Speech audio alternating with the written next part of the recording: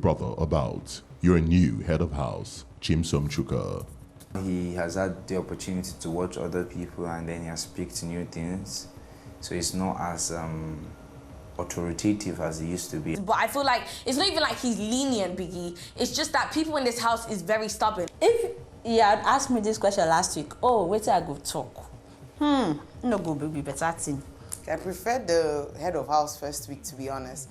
But I think he feels like he did a lot of wrongs in his first reign. I think Chimsom was trying to be nicer this time because he was quite stern the first time. Because he was our first head of house, I already know what he's capable of and what he's like with that kind of responsibility. He still has the spirit of a leader, but I think it's a little bit tainted with public opinion. Was once ahead of. I told him that he's going to win again at that time because he really did great at that time. But now, Chimsom Chuka is very calm.